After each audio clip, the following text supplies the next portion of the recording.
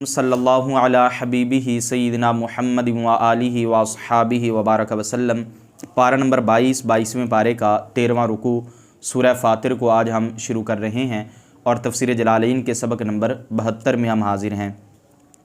سورۃ فاطر مکیۃ، سورہ فاطر مکی ہے، وہی 50 او 46 آیتاً، اور وہ 45 یا 46 آیتیں ہیں۔ 50 کا معنی ہے 5 اور 46 کا معنی ہے 6، 40 کا معنی ہے 40، 40 کے ساتھ جب 5 کو ملائے تو 45 اور اگر 6 کو ملائیں تو 46۔ بسم اللہ الرحمن الرحیم، اللہ رحمان رحیم کے نام سے ابتدا۔ الحمدللہ، تمام تعریفیں اللہ کے لیے ہیں۔ حمد تعالی نفسہ بذالک، اللہ تعالیٰ نے اس کے ساتھ اپنی ذات کی حمد فرمائی۔ کس کے ساتھ؟ یہ جو الحمدللہ آیا اس کے ساتھ اللہ تعالیٰ نے اپنی ذات کی حمد فرمائی۔ کما بُیّن فی اول سبأ، جس طرح کہ سورہ سبا کے شروع میں ذکر کیا گیا۔ تو جس طرح سورہ سبا کے ابتدا میں اللہ تعالیٰ نے اپنی ذات کی حمد فرمائی، اسی طرح سورہ فاطر کے ابتدا میں بھی اللہ تعالیٰ نے اپنی ذات کی حمد فرمائی۔ فاطر السماوات والارض، جو آسمان و زمین کا بنانے والا ہے۔ خالقہما، یہاں سے غرض مفسر علیہ رحمہ فاطر کا آسان معنی بیان کرنا ہے، کیونکہ فاطر کا معنی ہوتا ہے بنانے والا، پیدا کرنے والا، تو خالق کا معنی بھی یہی ہوتا ہے، پیدا کرنے والا۔ ان دونوں کو علی غیر مثال سابقہ، بغیر کسی سابقہ مثال کے پیدا کرنے والا ہے، یعنی سابقہ نمونے کے بغیر اللہ تعالیٰ آسمان و زمین کو پیدا کرنے والا ہے۔ جاعل الملائکۃ، فرشتوں کو رسول بنانے والا ہے، الی الانبیاء، نبیوں کی طرف، یعنی ان کو بھیجنے والا۔ رسولن کا معنی بھیجنے والا، اللہ تعالیٰ فرشتوں کو بھیجنے والا ہے الی الانبیاء، نبیوں کی طرف۔ اولی اجنحۃ مثنی و ثلاث و رباع، جن کے 2 پر ہیں اور 3 پر ہیں اور 4 پر ہیں، یعنی فرشتے بعض ایسے ہیں جن کے 2 پر ہیں، بعض ایسے ہیں جن کے 3 پر ہیں اور بعض ایسے ہیں جن کے 4 پر ہیں۔ یزید فی الخلق، بڑھا دیتا ہے پیدائش میں، ما یشاء، جسے چاہتا ہے، جو چاہتا ہے پیدائش میں بڑھا دیتا ہے۔ فی الملائکۃ وغیرہ، یعنی فرشتوں اور اس کے علاوہ میں۔ تو یہاں پہ فی الملائکہ اگر اس کے ساتھ تفسیر کرے تو خلق بمعنی مخلوق ہو جائے گا، یعنی اللہ تعالیٰ مخلوق میں اضافہ فرما دیتا ہے۔ تو مخلوق سے کیا مراد ہے؟ فی الملائکۃ وغیرہ، فرشتوں اور ان کے علاوہ میں بڑھا دیتا ہے، اضافہ فرما دیتا ہے، ما یشاء، جو وہ چاہتا ہے۔ ان اللہ علی کل شیء قدیر، بے شک اللہ تعالیٰ ہر چیز پر قدرت رکھنے والا ہے۔ ما یفتح اللہ للناس من رحمت، اللہ تعالیٰ جو رحمت لوگوں کے لیے کھول دے، کا رزق و مطر، یہاں سے غرض مفسر علیہ رحمہ لفظ کے معنی کی مثالیں بیان کرنا ہے کہ رحمت سے کیا مراد ہے، اس کی مثالیں بیان کر دی، جس طرح کہ رزق اور بارش۔ فلا ممسک لہا، تو اسے کوئی روکنے والا نہیں، وما یمسک، اور جو کچھ اللہ تعالیٰ روک دے، من ذالک، اس سے کیا مراد ہے؟ رزق ہے، بارش ہے، اس سے اللہ تعالیٰ روک دے تو من ذالک سے غرض مفسر علیہ رحمہ متعلق معذوف کو نکالنا ہے۔ تو جس کو جو کچھ اللہ تعالیٰ روک دے، فلا مرسل لہو، تو اسے کوئی چھوڑنے والا نہیں، تو اسے کوئی من بعدہ، اس کے بعد، تو یہاں سے بعد امساکہ، یہاں سے غرض مفسر علیہ رحمہ بعد ہی کی ضمیر کا مرجع بیان کر دیا، اس کے روکنے کے بعد، اس کے روکنے کے بعد اسے کوئی چھوڑنے والا نہیں، اللہ کے روکنے کے بعد اس کو کوئی چھوڑنے والا نہیں۔ وَهُوَ الْعَزِيزُ، اور وہی غالب ہے، علی امرہ، اپنے امر پر۔ الغالب سے العزیز کا آسان معنی بیان کر دیا۔ الحکیم، حکمت والا ہے، فی فعلہ، اپنے فعل میں، تو فی فعلہ سے غرض مفسر علیہ متعلق معذوف کو نکال دیا۔ یا ایھا الناس، اے لوگو، اہل مکہ تھا، یہاں سے غرض مفسر علیہ الناس اس کا مرادی معنی بیان کرنا ہے کہ الناس سے مراد یہاں پہ ہیں اہل مکہ، تمام لوگ مراد نہیں ہے۔ اے اہل مکہ، اذکروا نعمت اللہ علیکم، تم اپنے اوپر اللہ تعالیٰ کا احسان یاد کرو۔ اگر ہم ملا کر پڑھے تو یوں ہوگا، یا ایھا الناس اذکروا نعمت اللہ علیکم، اے لوگو تم اپنے اوپر اللہ کا احسان یاد کرو، باسکانکم الحرام ومنع الغارات عنکم، تمہیں حرم میں سکونت دینے کے ساتھ اور تم سے غارت گری کو روکنے کے ساتھ، کہ اللہ تعالیٰ نے تمہیں حرم میں سکونت دی اور غارت گری کو تم سے روک دیا، غارات کو تم سے روک دیا، تو اس پر تم اللہ تعالیٰ کا احسان یاد کرو۔ حل من خالق غیر اللہ، کیا اللہ کے سوا کوئی اور خالق ہے؟ من زائدۃ، یہاں سے غرض مفسر علیہ تحقیق نحوی کو بیان کرنا ہے کہ جو حل من خالق میں من آ رہا ہے، یہ من کون سا ہے؟ زائدہ ہے۔ و خالق مبتدا، اور خالق مبتدا ہے، یعنی لفظاً اگرچہ مجرور ہے لیکن محلاً مرفوع ہے، ٹھیک ہے نا، تو یہ مبتدا ہے لیکن من کی وجہ سے یہ مجرور ہے، چونکہ من زائدہ ہے اس وجہ سے خالق مبتدا بن سکتا ہے، ورنہ جار مجرور مبتدا نہیں بنتا۔ غیر اللہ، اللہ کے سوا، بالرفع والجر، یہاں سے غرض مفسر علیہ قرات سبا کو بیان کرنا ہے۔ اکثر کے نزدیک یہ رفع کے ساتھ ہے غیر اللہ، اور امام حمزہ کے نزدیک یہ جر کے ساتھ ہے غیر اللہ۔ نعت، یہاں سے غرض مفسر علیہ تحقیق نحوی کو بیان کرنا ہے۔ نعت لخالق لفظا و محلا، لفظا و محلا، یہ خالق کی صفت ہے لفظا اور محلا، خالق کی صفت ہے، یعنی یہ جو لفظ غیر ہے یہ کیا ہے، خالق کی صفت ہے لفظا اور محلا۔ اب اگر مثال کے طور پر اس کو جو ہے وہ اپنا صفت بنائے لفظا تو کیا بنے گا، غیر اللہ، چونکہ خالقین مجرور ہے تو یہ بھی غیر اللہ مجرور بنے گا، اور اگر محلن صفت بنائے تو وہ محلن کیا ہے، مبتدا، ٹھیک ہے نا، تو وہ مرفوع ہے تو یہ بھی کیا بنے گا، مرفوع، تو اس کو غیر اللہ پڑھیں گے، اس کو غیر اللہ پڑھیں گے۔ وخبر المبتدا، یہاں سے بھی غرض مفسر علیہ رحمہ تحقیق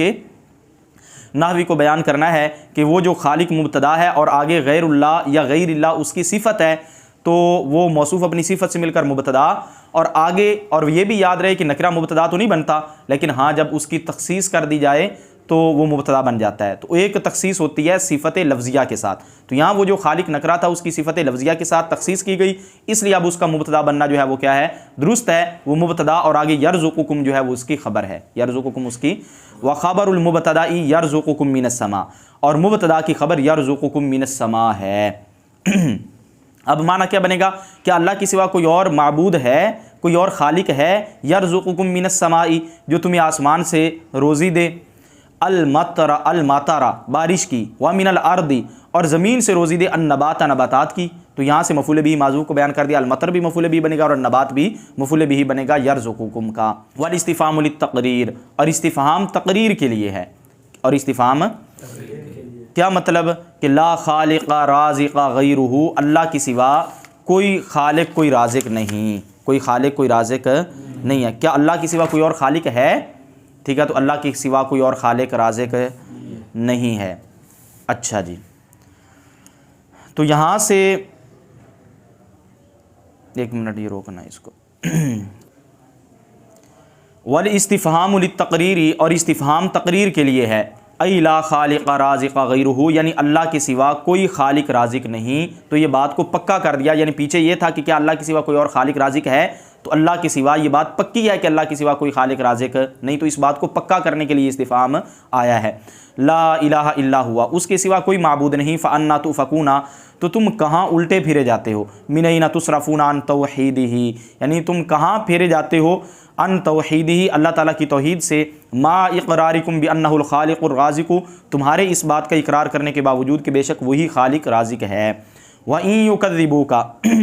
اور اگر وہ آپ کو جھٹلائیں، یا محمد، یہاں سے غرض مفسر علامہ مخاطب کو بیان کرنا ہے کہ کاف ضمیر خطاب ہے، تو خطاب کن کو ہے، نبی کریم صلی اللہ تعالی علیہ وسلم کو۔ اگر وہ آپ کو جھٹلائیں کس چیز میں، فی مجیئک بالتوحید والبعث والحساب والعقاب، آپ کے توحید اور مرنے کے بعد اٹھایا جانا اور حساب اور عقاب کو لانے میں، یعنی ان چیز کی گواہی دینے میں اور یہ عقیدہ بیان کرنے میں اگر وہ آپ کو جھٹلائیں، فقد کذبت رسل من قبلک، تو تحقیق آپ سے پہلے کئی رسول جھٹلائے گئے، فی ذالک، اس میں، اس معاملہ میں کئی اور رسول جھٹلائے گئے، فاصبر کما صبروا، تو آپ صبر کریں جس طرح کہ انہوں نے صبر کیا۔ وَإِلَى اللَّهِ تُرْجَعُ الْأُمُورُ، اور سب کام اللہ ہی کی طرف پھیرے جائیں گے، سب کام اللہ کی طرف پھیرے جائیں گے، فی الآخرتی، آخرت میں، فی الآخرتی سے غرض مفسر علامہ متعلق معذوف کو نکال دیا، فیجازی المکذبین، بس اللہ تعالیٰ جھٹلانے والوں کو سزا دے گا، وینصر المسلمین مرسلین، اور رسولوں کی مدد فرمائے گا۔ یا ایھا الناس، اے لوگو، ان وعد اللہ، بے شک اللہ کا وعدہ، بالبعث وغیرہ، مرنے کے بعد اٹھائے جانے کا اور اس کے علاوہ کا، بالبعث وغیرہ سے متعلق معذوف کو نکال دیا، یہ وعد مصدر کے متعلق ہو جائے گا، اللہ کا وعدہ مرنے کے بعد اٹھائے جانے کا اور اس کے علاوہ کا، حق، یہ ان حرف مشبہ بالفعل کی خبر ہے، سچا ہے، فلا تغرنکم الحیات الدنیا، تو تمہیں ہرگز دنیا کی زندگی دھوکہ نہ دے، تو تمہیں ہرگز دنیا کی زندگی دنیا کی زندگی تمہیں ہرگز دھوکہ نہ دے، ان الایمان بذالک، اس پر ایمان لانے سے، یعنی مرنے کے بعد اٹھائے جانے پر ایمان لانے سے ہرگز دھوکہ نہ دے، ولا یغرنکم باللہ، اور تمہیں فریب نہ دے اللہ کے بارے میں، فی حلمہ و امہالہ، اللہ کے حلم میں اور کہ وہ اللہ حلیم ہے، و امہالی، اور اللہ کے مہلت دینے میں، کون دھوکے میں نہ فریب نہ دے، الغرور، بڑا فریبی تمہیں اللہ کے بارے میں فریب نہ دے، الغرور جو ہے یہ فاعل لا یغرنک کا، الشیطان، یہاں سے غرض مفسر علامہ الغرور اس کا مرادی معنی بیان کرنا ہے، الغرور کا معنی ہوتا ہے بڑا فریبی، لیکن مراد کون ہے اس سے، شیطان، ان الشیطان لکم عدو، بے شک شیطان تمہارا دشمن ہے، فاتخذوہ عدوا، تو تم بھی اسے دشمن سمجھو، بطاعت اللہ، کس طرح دشمن سمجھنا ہے، یہ نہیں اس کو گالیاں دینی ہے، بلکہ اس طرح دشمن سمجھنا ہے اللہ کی فرما برداری کر کے، تو اللہ کی فرما برداری کے ساتھ، اللہ کی فرما برداری کرو گے تو یہ تمہارا اس سے دشمنی کا اظہار ہوگا، اللہ کی فرما برداری کرنا ہی۔ ولا تطیعوہ، اور تم اس کی اطاعت نہ کرو، شیطان کی نہ کرو اطاعت، اللہ کی فرما برداری کرو تو یہ شیطان سے دشمنی کا اظہار ہے۔ انما یدعو حزبہ، بے شک شیطان اپنے گروہ کو بلاتا ہے، اتباعہ فی الکفر، یہاں سے حزب کا مرادی معنی بیان کر دیا، کفر میں اپنے پیروکاروں کو بلاتا ہے۔ کیوں بلاتا ہے؟ لیکونوا من اصحاب السعیر، اس لیے تاکہ وہ بھی دوزخیوں میں سے ہو جائیں، اس لیے تاکہ وہ بھی النار الشدیدۃ، یہاں سے السعیر کا مرادی معنی بیان کر دیا، سعیر کا معنی تھا بھڑکتی ہوئی آگ، یہاں مراد کیا ہے؟ سخت آگ،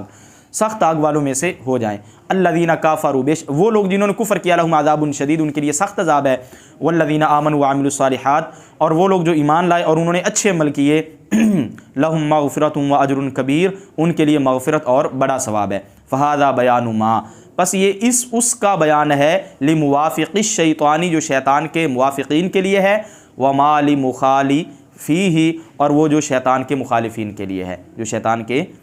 مخالفین کے لیے ہے، یہ اس کا بیان ہے۔